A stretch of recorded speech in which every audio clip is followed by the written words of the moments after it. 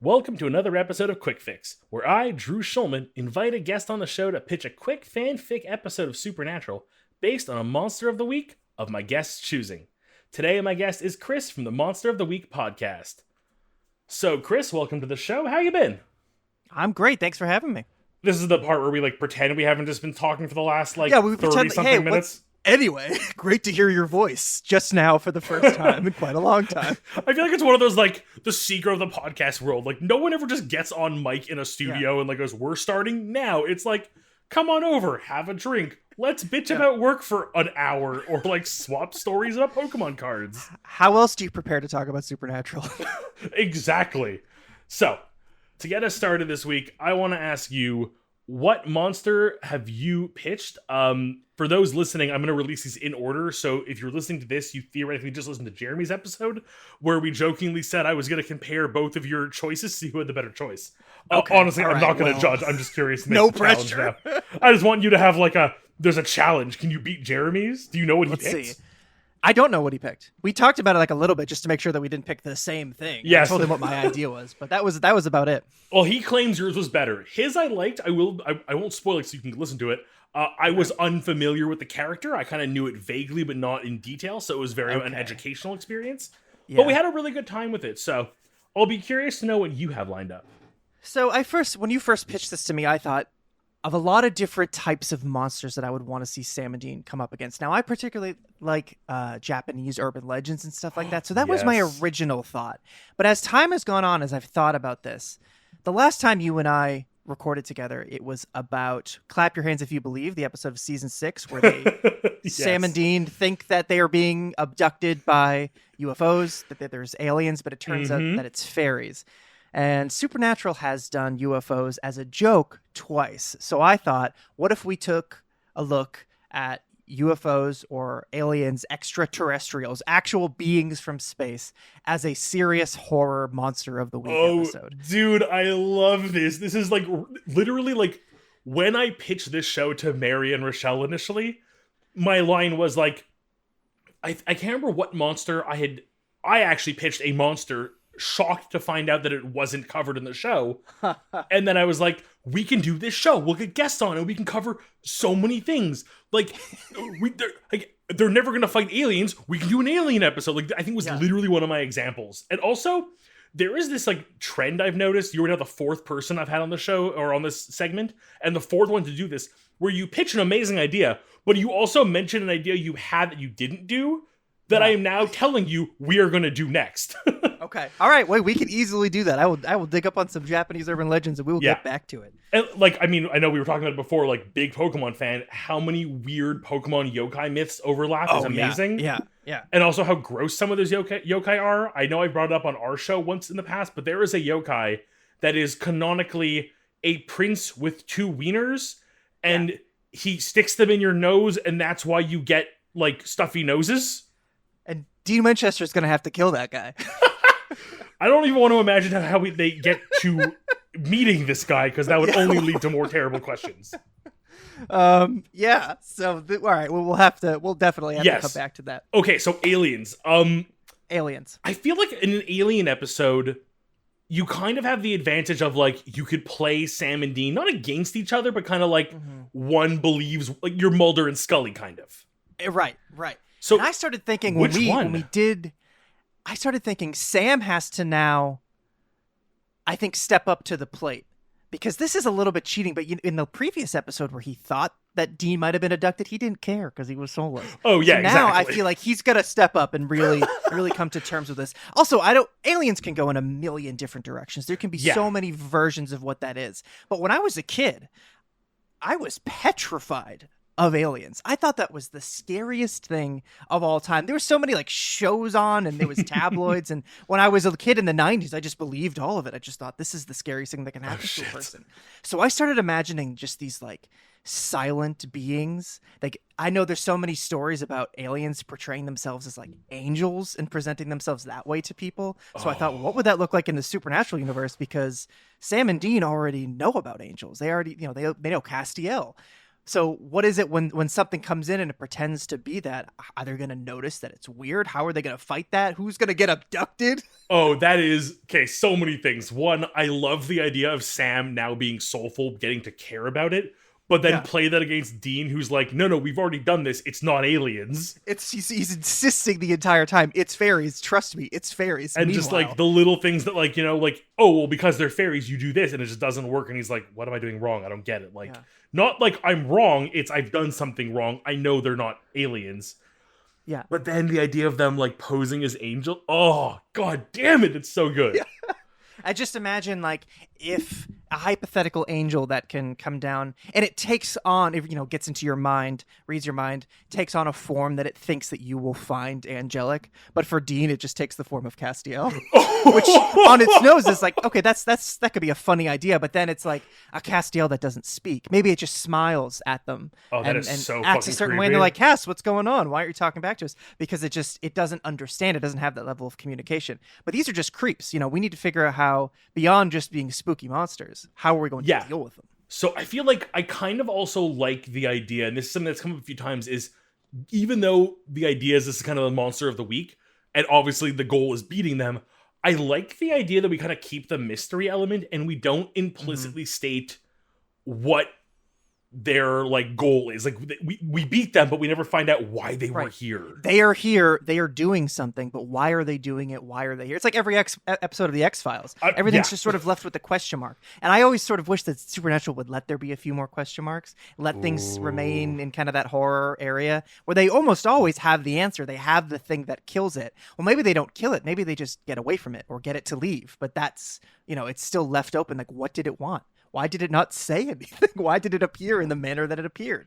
Or people going missing? Because we have to figure out why Sam and Dean were drawn to this in the first place. And maybe they're drawn to it immediately just thinking, hey, we had that case with the fairies a while back. You get the salt, we'll spill the salt shaker and they'll be distracted for a while. We'll handle it the right way this time. But then as things unfold, they're realizing, well, no, it's not that.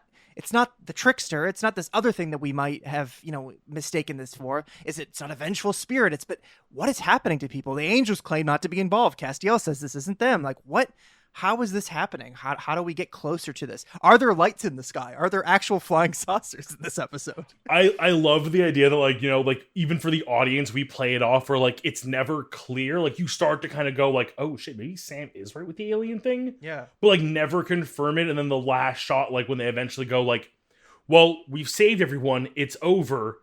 We don't have answers. And that feels really unsettling. And like, at this point, they're like no confirmation, but they're convinced it's aliens, but like purely off of circumstantial evidence. And then we, as the audience, in the last shot of like something taking off and leaving.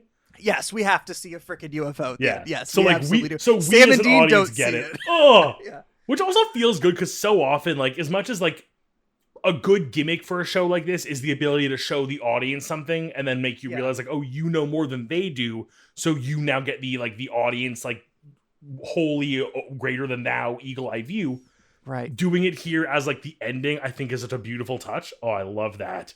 There could be a lot of interesting things where you set it up so that Sam is doing this UFO research and like every time it just comes down to, it can't be that. Surely it can't be that. Let's try this thing. Let's try that thing. And then maybe they just finally find a thing that gets the alien to go away, but the pieces don't quite add up. And then that's when we keep getting the reveals as the audience, we know, but Sam and Dean are just completely in the dark for it.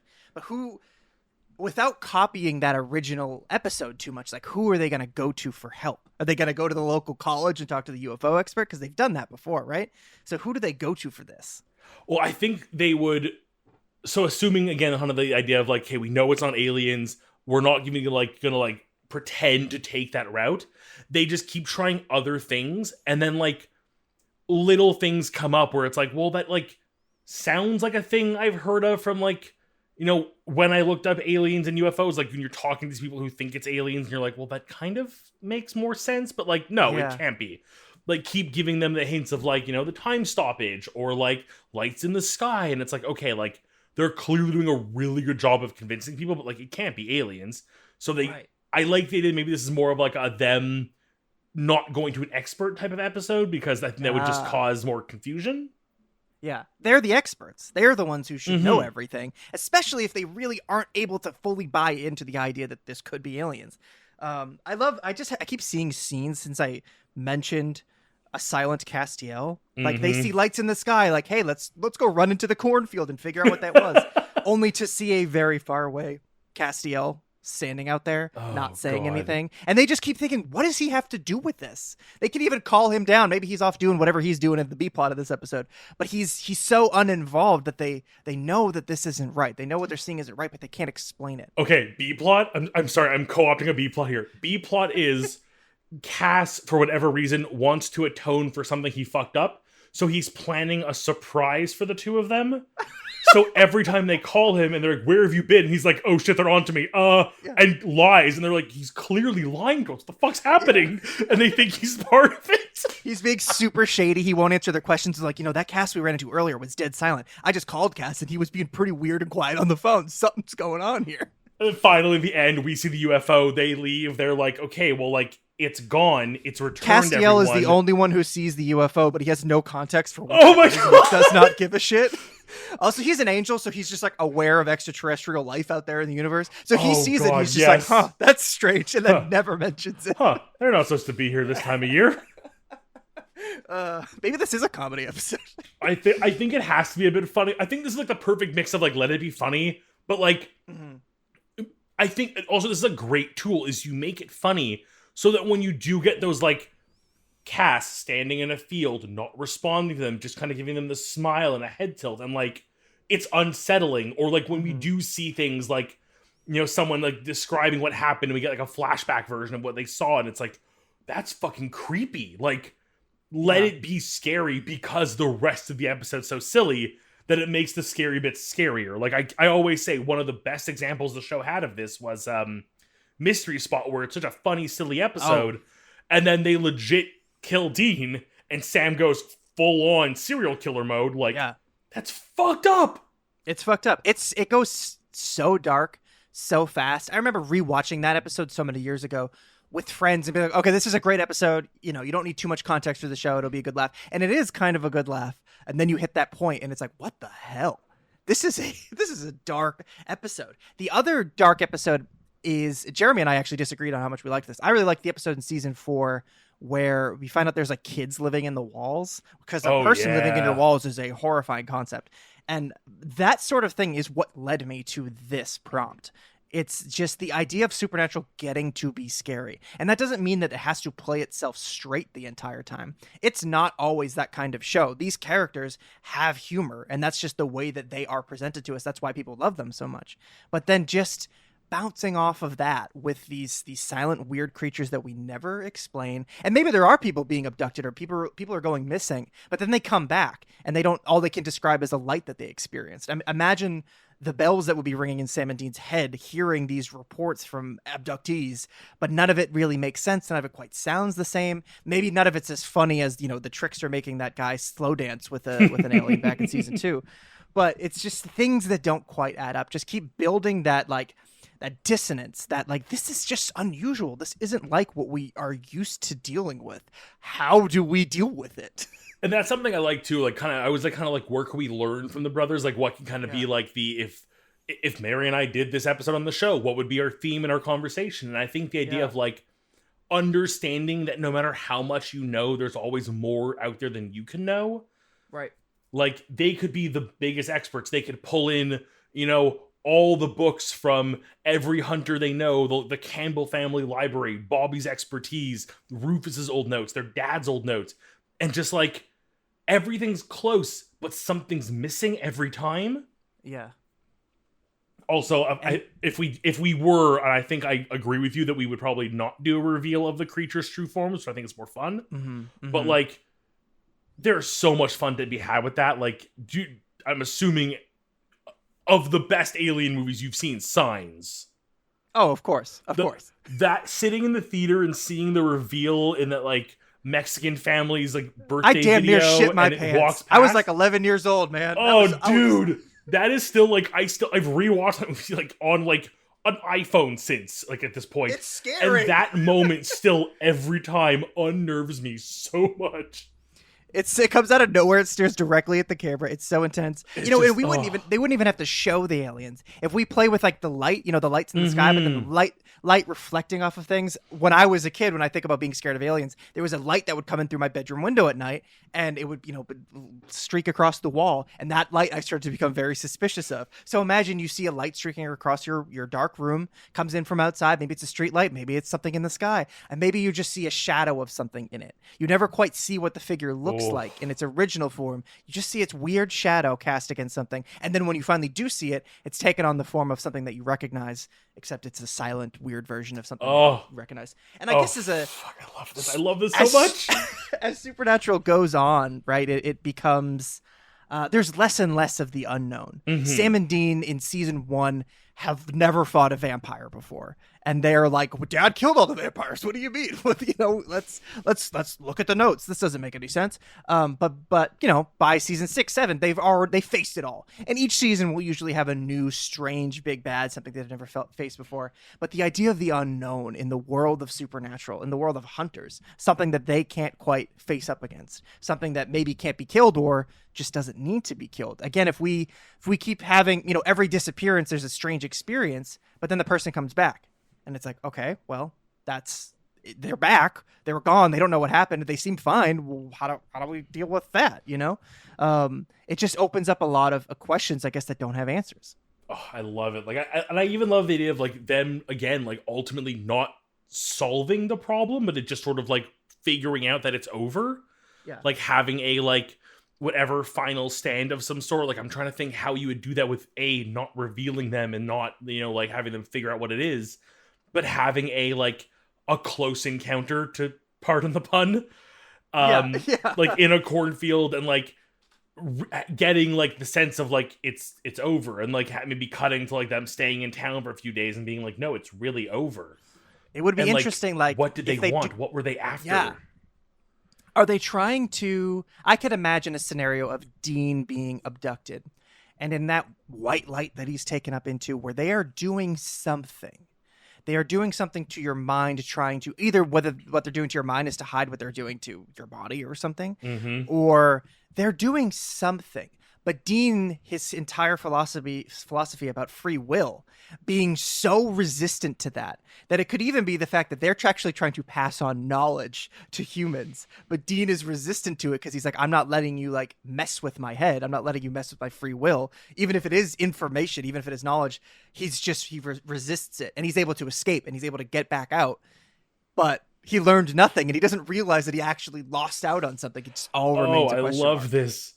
Maybe we also find out that everyone who's been returned from being abducted, like, has a some small change in their life where it's like, it seems weird. Like, this person goes missing, shows up 3 days later, and like, and even doing it in a way where it's never like presented like, oh, they're like suddenly a Nobel Prize winning scientist. Like you have like one of them they meet him like outside of the school, and he's like leaving as he's being congratulated by his professor for like, your marks have improved so much in the last few days. Like just slight hints of like, these people are somehow better than they were before, but never really like we as an audience sort of go like, oh, we can kind of catch that, but not. But also imagine how Sam and Dean would react to that. They would think that's too good to be true. Something's going on here. But is it because, or are the aliens implanting some thing into a human that actually makes their brain function at a higher level or something? But Dean is like, not me, Chief. Not happening. I feel like you'd also have to pull, like, just purely for the comedy angle, we would have to pull off a moment where someone thinks an alien's gonna burst out of somebody or something's gonna happen like that, and it's like a false alarm and ends up being nothing. Yeah. There's so much you can play with UFOs and with aliens. There's 1,000 possibilities, and I think that you lose all those possibilities when you put a definitive answer on it. So I think that's the biggest thing, is leaving these boys to wonder. And I wish there was more in the show that left them to wonder, that you didn't just you didn't just get away from it. You didn't find the weapon to kill it. You just don't know. And I think that would stick with them and help them approach other situations in a different way, knowing that there might not be an answer and they might just be lucky that it's over. Yeah, like I kind of love that as well, of just the, like, again, to kind of play with the theme of like, you can't always have the answers, that sometimes you can chalk it up to a win. Like, yes, the situation's over and everything's better, but like, what did you actually achieve? Like, it just Yeah. ended. Was it because of you? Were you beneficial in this in some way? Who knows? Right. Meanwhile, it's like, oh, the aliens were actually trying to take over Earth, seeing if they could subjugate their will. But because Dean was just like annoyed and wouldn't let them do it, he actually saved the Earth from an alien invasion, but doesn't even realize it. Saved by his sheer. And I like the idea too that the entire episode he's being super stubborn to Sam, refusing He's to like, no, bend. Sam, last time they had me last time, and I will not be fooled again. Literally, his stuck uppedness is secretly the Yeah. weapon that beats them. Oh, I fucking love that. Yeah. The only downside, the only thing we would need to work on this episode for, we have to figure out, is how do we get Dean to make as many alien sci-fi film franchise jokes while not believing that it's aliens. Yeah. I think, and he's going to be doing that almost to throw it back in Sam's face as he's over concerned about this. And Dean's like, dude, you don't need to feel that bad about it anymore. You didn't have a soul. I get it. You didn't care back then. It's not a big deal. Like, he plays But off now- his whole thing as like Sam is so invested because of the last time. Like, if it Yeah. wasn't for that, you'd be on my side and be skeptical. Right. Oh, I right. fucking love that. And We I also think, just need, like, at some point, Dean, like, Sam just finding Dean with a cat for no reason. He calls the cat Jonesy. Like, just all those little references. You need those. Yeah. Perfect. Oh, man. That's, I mean, it doesn't have as clear of a plot, I think, as a normal episode would. But I like the idea of them just having to wonder, having to research, find dead ends, have these strange experiences. Does that work as a Monster of the Week episode? No, not necessarily. But I think you maybe you add in a bit more of a threat. You add in a bit more of a ticking clock. Somebody's been taken who was on life support or who needs something. And if they don't get back, they're going to be in serious trouble. Something like that, where they have to act now. They have to get to the bottom of this. Maybe there's a burn mark that's left behind every time someone's taken, or a small metal object, and they're tracing that to a source somewhere. And that's where they find, the fake Castiel in a cornfield, and then Dean gets taken up, and I like that. I like the idea of like pursuing a trace a of some danger. sort. Like almost like I almost want to be like the inverse of like sulfur from Demons, like a weird metal, like a metallic powdery like substance kind of gets tracked around. A weird purification, like how aliens in like War of the Worlds, they get like the common cold and then it wipes out their entire race. This would be something like the aliens purify the area around them before they like enter, before they step out of the light, as it were. So they find these super like hyper sanitized regions where the person was abducted from.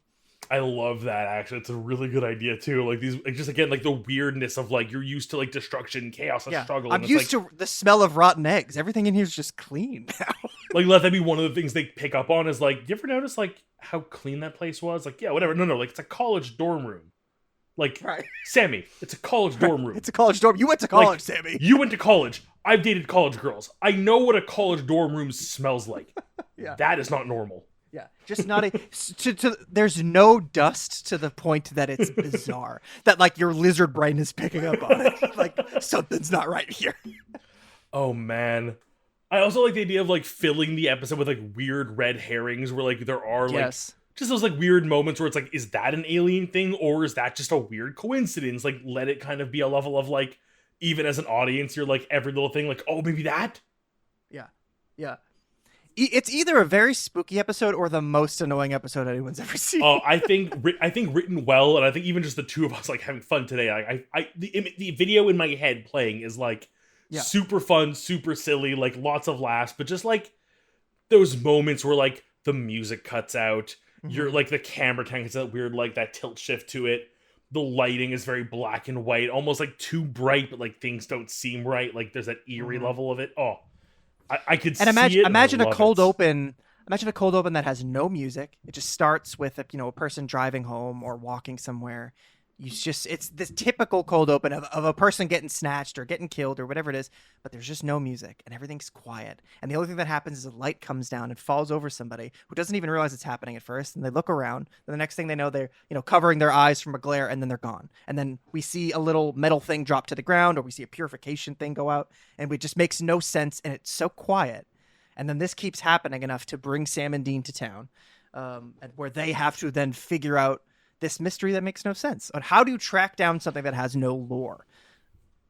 Oh, I think Look up into the sky. That's it. Is you start to like affix lore to it, try to find commonalities, and like sort of like going by their original playbook and then just seeing it fail. Oh, It's like an exploration of failure. They're diving through all of their past yeah. experiences, all of their past knowledge, all of the things. They start going into the deep dives where we thought it was this strange creature, but it turned out to just be kind of a weirdo vampire.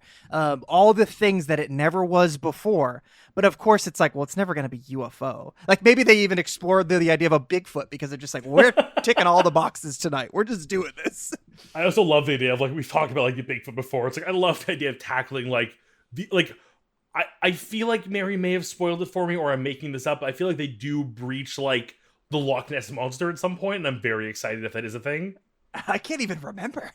Like I could be misremembering. Like those are the kind of things where it's like I want to see those moments. Those like those. I just love the tabloid cryptids from the 90s, and of course they extend beyond the 90s. But like just that, I remember my childhood going to the grocery store and seeing the celebrity tabloid magazines right next to the ones about Loch Ness monster, and just being like, well, I know that actor's a real person, so surely this this monster's a real person. They're in a magazine at the grocery store.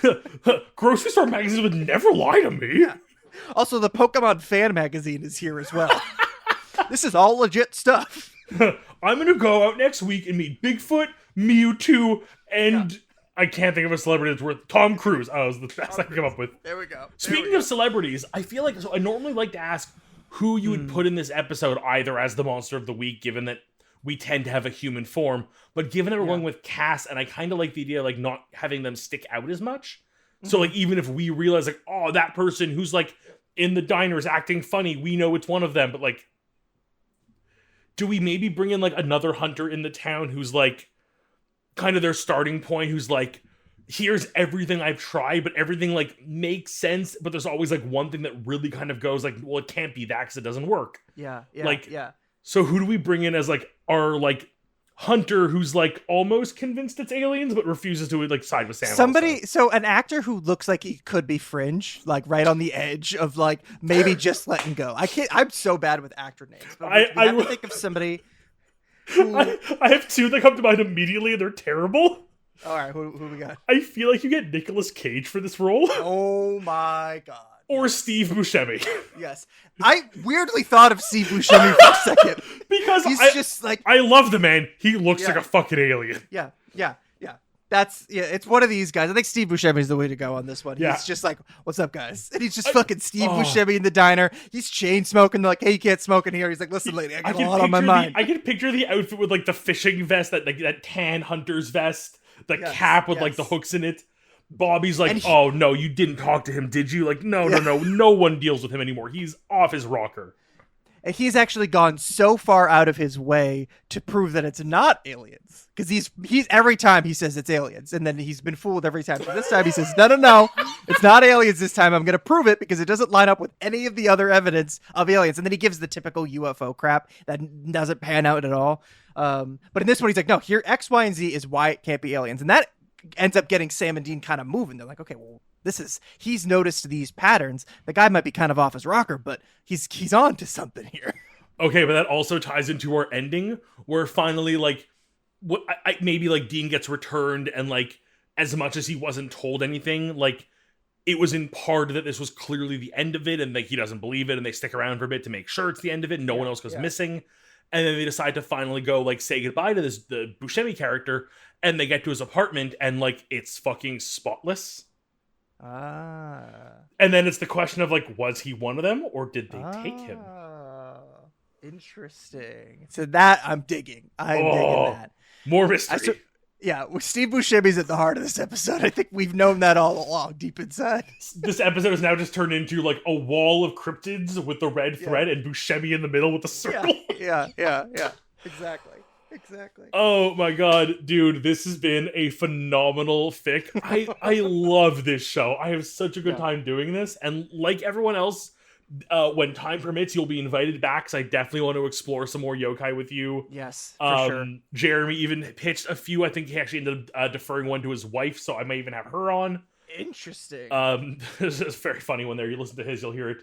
But before we wrap up, anything you want to plug? Where can people find you online, or anything you want people to go see? You can find me at Local Bones. That's my handle on Twitter. If I don't really use Twitter anymore, but I'm out there. If you search, if you want to find me on social media, that's where I am. And then the podcast we covered all of Supernatural. Now we're covering the Winchesters. That's Monster of the Week podcast. We covered the show Merlin on Still His Kingdom Keeps. That's the name of that podcast. And we have a new show that will be coming at some point, which I will not tease now, but it's coming. Exciting! I'll be looking into it. I'm really excited. Thank you so much for joining us. Joining us, me. This happens. You're the co-host of a show forever. Us you and the aliens.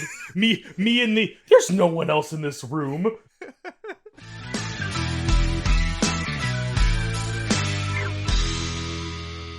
You've been listening to a Carrying Wayward minisode.